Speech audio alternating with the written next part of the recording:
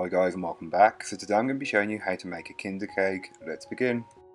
So into a mixing bowl, add in your butter and your granulated sugar and beat the two together until they are lighter and fluffier in colour and consistency. Next you can start to add your eggs one at a time, beating well in between each addition. This is just to prevent the mixture from scrambling completely, but if it does scramble a bit, don't worry, you'll be able to correct that once you add the dry ingredients into the mixture. So once the eggs have been fully incorporated, you can give the bowl a good scraping down just to incorporate any bits that may not have been fully worked in from earlier on.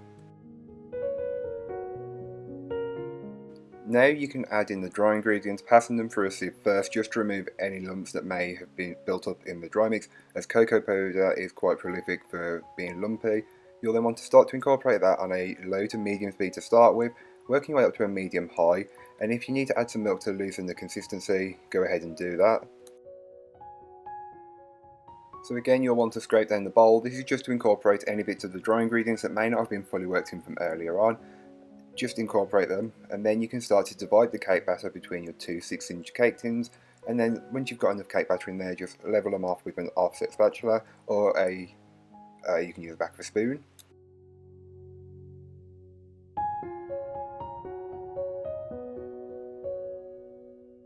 So to make the buttercream, you'll want to place your butter into your mixing bowl and beat on a medium-high speed until it's lighter and fluffier in colour and consistency. This can take between 5 and 7 minutes. The longer you beat it for, the lighter it will be, and as you notice, the colour has changed quite dramatically, and this was after about 5 minutes. Once that's happened, you can add around half of your icing sugar in one go, or add it in bit by bit, whichever works best for you. Don't add too much, otherwise you'll get a cloud of icing sugar and it just makes a mess. Once that's been incorporated, mix and then scrape down the bowl and add in the remaining icing sugar, and repeat until you've got no icing sugar left and it's all been fully incorporated, mixing on a medium-high speed throughout. So once you've got the basic buttercream made, you can then add in your Nutella and then just mix this in on a medium to high speed.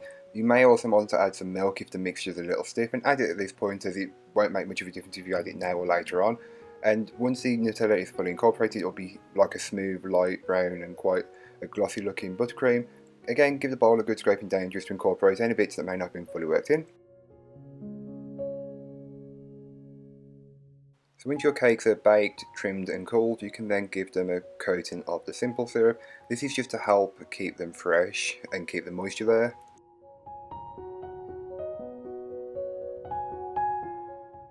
So then onto your plate, your cake stand or board, add a small amount of buttercream and spread it out thinly, pressing down your first layer of cake, and then putting a generous amount of buttercream on top of that, spreading it out until it's pretty level, and sandwiching the other half of the cake on top. Then you've got the basic cake, and then you'll go on to do a crumb coat. So the crumb coat is a coat of icing that locks in all of the crumbs from the cake. All cakes will give off crumbs, and that's just a given, but you'll want to lock them in so they don't come through on your final layer of cake. Normally you do quite a thin layer, but I want to do quite a thick layer as I was going to be putting this in the fridge for a while to chill down anyway. So do your crumb coat and then put it in the fridge to chill for around 45 minutes or an hour.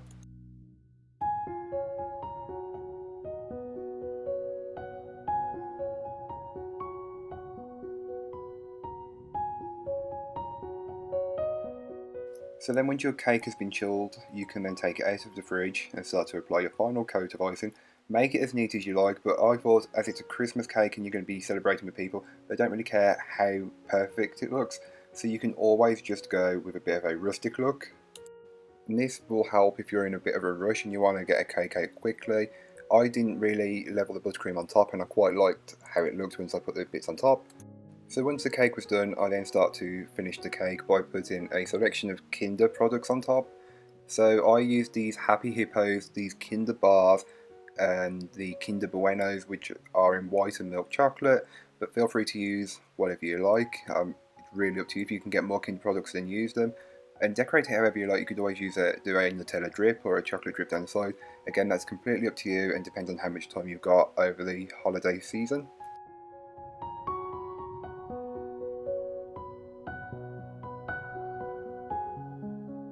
So once the decorations have been added, I then put it back in the fridge for around half an hour just for it all to firm up a bit more, and then I cut a slice out, and here is what the cake looked like.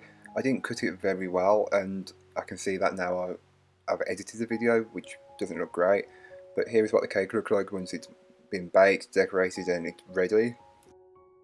So thank you for watching, I hope you enjoyed. If you did, don't forget to like, comment and subscribe for more from me, and I'll be back again soon with another upload as I'm uploading more during December for my series called Bakemas. Don't forget to check the links out down below, there'll be a link to my blog and my social media, so check them out if you have time. But that's all for today, bye guys.